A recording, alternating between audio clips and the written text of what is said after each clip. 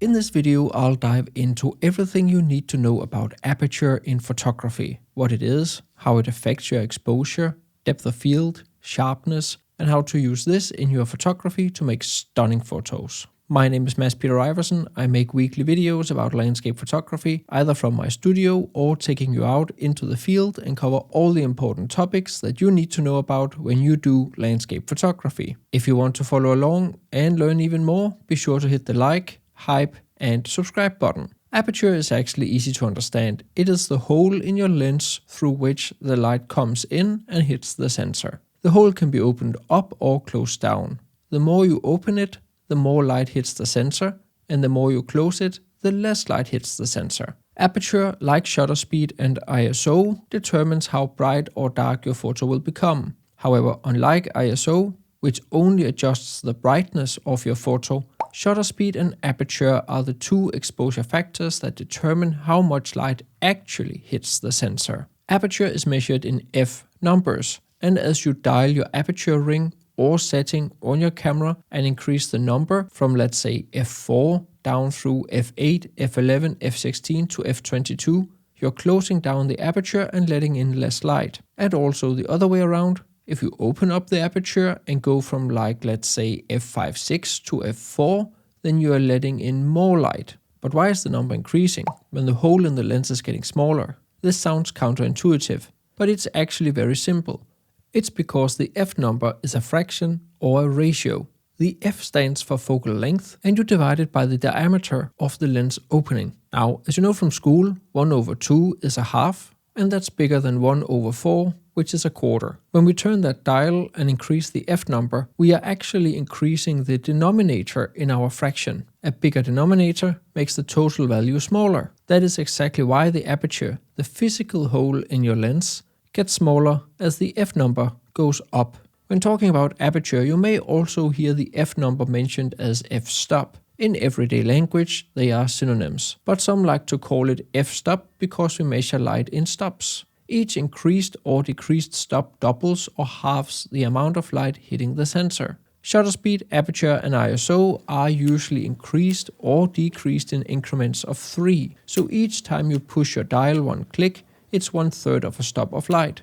If you increase your aperture from f2.8 to f4, you've heard 3 clicks, and that's 1 full stop of light, which means you're letting in half the amount of light at f4 than at f2.8. And if you further stop down to f5.6, you're halving the amount of light that hits the sensor again, and so on and so forth. Aperture also has a second feature, or what we call a creative feature. As you open up the aperture, you reduce the depth of field, which means that everything either in front of where you focus with your camera or behind of where you focus with your camera will be more out of focus. And when we close down the aperture, we expand the depth of field, so everything in front or behind of where you focus will be more in focus or less blurry. You can see in this example, as I change the aperture, the background is becoming more and more and more sharp as I close down the aperture. You can use this effect in many different ways for portrait, wildlife, or still life photography. It's really beautiful to have that smooth out of focus background where your attention goes to the sharp subject while the background looks smooth and dreamy. Be aware that it's not just your aperture, but also your focal length and distance between the camera and subject that influence your depth of field. That's why you actually do not need one of those super open aperture lenses like f1.4 to get super smooth backgrounds. If your lens only stops down to f4 or f5.6, you just increase your focal length and reduce the distance to your subject to get that out of focus effect. If you do this enough, you can easily even get out of focus backgrounds at f22 and even f32. And the reverse is true too. The further away from the camera your subject and the background is, the less you need to worry about the depth of field. Like in this example from Tuscany. The house is so far away from where you stand with the camera that you theoretically could photograph it wide open and still have everything behind it in focus. That's where I'd suggest optimizing for sharpness and photographing between f5.6 and f8 with most lenses. For landscape photography, we usually want to have the entire scene as much in focus as possible. Generally, we want to do that when we are photographing vistas. However, in certain situations, you may want to have a shallow depth of field and either throw the foreground or the background a little or a lot out of focus. So now that we have established that we as a rule of thumb always want to have as much in focus when we do landscape photography as possible, then why don't we just shoot everything at f22 and be done with it? Well, firstly, f22 is very dark and you will have to compensate with a much slower shutter speed, which is not always optimal for the situation. And a secondary part is the optical phenomenon called diffraction. The more you stop down your aperture, the more the light is scattered through the smaller and smaller hole, which results in a softer image. The image quality simply just becomes softer. And as a rule of thumb, we obviously also want to have our photos to be as sharp as possible. Over the years, I've found that generally with most lenses, you just want to avoid the 3 most stopped down apertures to avoid the worst diffraction. Likewise, in the other end of the spectrum, the most open aperture isn't always the most sharp either, and you often want to stop down a bit to get to the aperture that delivers the most corner-to-corner sharpness and avoids the worst optical aberrations.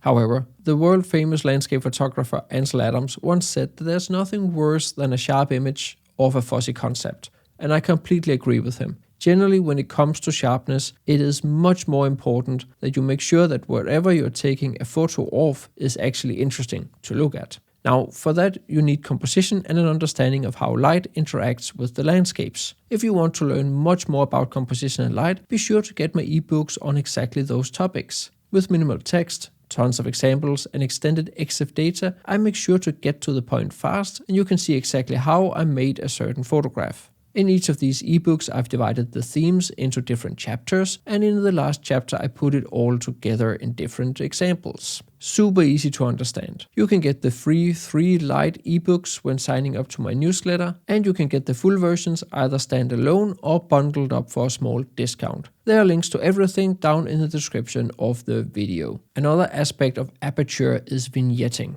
Vignetting is the darkening effect you can have as a circle close to your frame. How much vignetting there is a combination of the specific lens you're using, what focal length you're using, and what aperture you're using. As a rule of thumb, if you close down your aperture, you reduce the vignetting. And generally, I prefer to reduce the optical vignetting from my lenses and then add a little bit of vignetting in post-processing. I want to be able to control the vignetting. One thing I never hear other photographers here on YouTube talk about is that the longer lenses, super zoom lenses and telephoto lenses, even though it's high quality lenses, you may in flatter scenes, let's say on foggy days or in big landscapes with a lot of sky, actually introduce circular vignettes in the middle of your frame. And these circular vignettes will become really visible if you start adding a lot of contrast, dehaze or clarity to your photos. Sadly, there's no easy way to get rid of these vignettes other than doing it manually with the brush in post-processing or maybe some radial filters.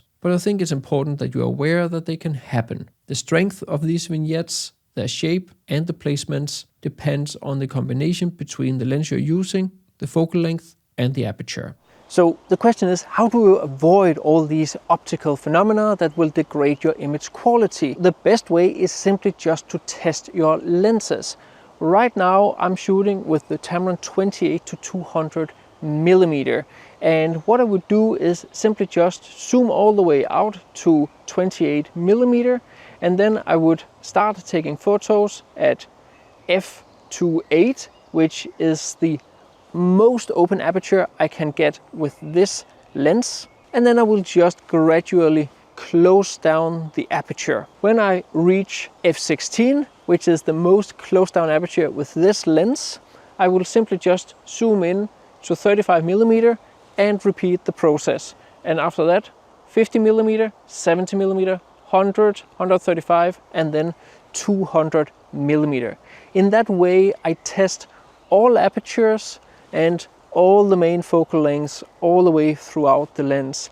And in that way, I can very easily get an idea about how severe the chromatic aberration, the fringing, and generally the image quality is at both the center of the frame and in the corners of the frame at all the different focal lengths of the specific lens. If image quality and sharpness is something that means a lot to you, then you may want to consider focus stacking and shooting at, let's say, f8 for optimal sharpness instead of f16, where you may have the entire photo in focus. but compromise a bit on image quality because of diffraction. Focus stacking simply means that you are changing the plane of focus between the different exposures. So you take one exposure where this part is in focus, then the next exposure where something behind it is in focus, and further behind, and further behind, and further behind. And then you combine those photos in software that allows for focus stacking. It is a creative and technical decision up to yourself whether you want to deal with focus stacking in post-processing,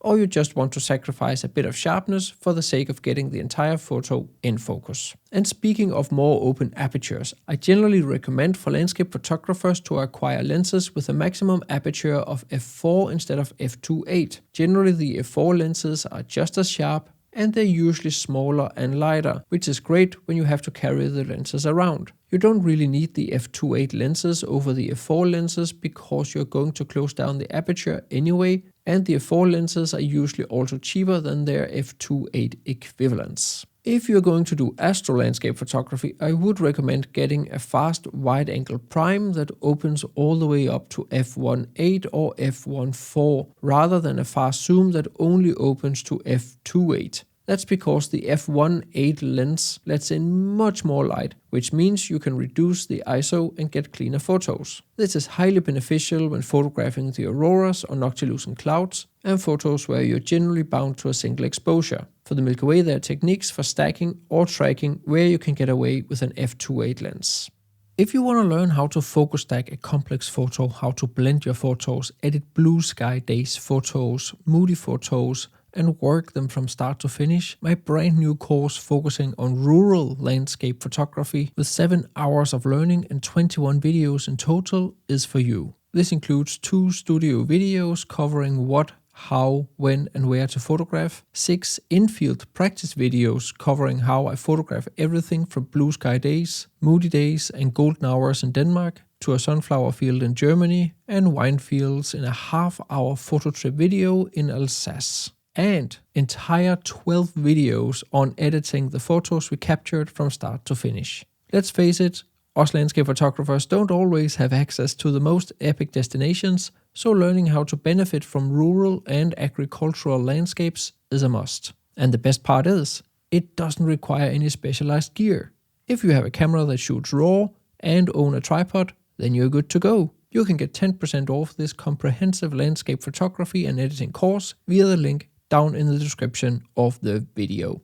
Another effect of Aperture is a so-called sunstar. A sunstar or sunburst effect is a diffraction phenomenon that occurs when a bright, concentrated light source is captured in an image while using a small aperture, a high f number, such as f11, f16 or f22, although you in some circumstances can create it from more open apertures. When light passes through an aperture, it doesn't travel in a perfectly straight line due to the wave nature of light. As the aperture becomes smaller, the edges of the aperture plates interact with the light waves, causing them to bend and spread out. This is what we know as diffraction. When you have a point light source, like the sun or a street lamp, this diffraction creates a pattern of spikes radiating from the light source. The appearance of the sunstar is almost entirely determined by the mechanical design of the lens's aperture diaphragm. 3 factors dictate the look: the number of aperture blades, whether this number is odd or even, blade shape, and lens quality and coatings.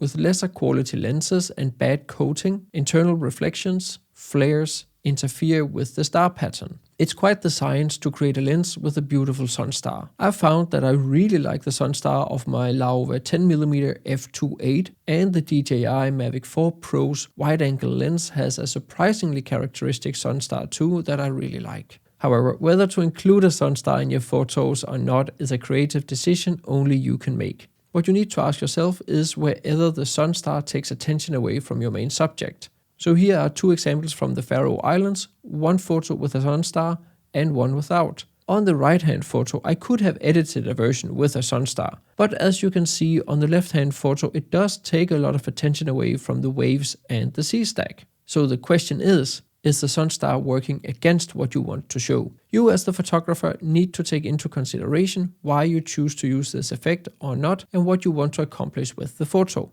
There is no right or wrong aperture to use. Doing landscape photography, I would say there's more talk of an optimal aperture relative to the scene, the lens, and the focal length that you're photographing with. I do occasionally get asked whether or not I'm afraid of shooting at f/16 because of diffraction, and the answer is a resounding no. I'm not afraid of shooting at f/16, it all depends on the combination of the lens, the scene I'm standing in front of, and what I want to have in focus. I don't mind compromising a little bit on sharpness if it means that I can take everything in one exposure and have everything in focus, or reduce the amount of focus stacking photos I need to take. Because keep in mind that the natural blur in out of focus areas often exceeds the sharpness loss you would see from diffraction at smaller apertures. After all, you can just add a little bit of sharpness in post-processing and nobody in the entire world can see the difference unless the pixel peep and know my raw files.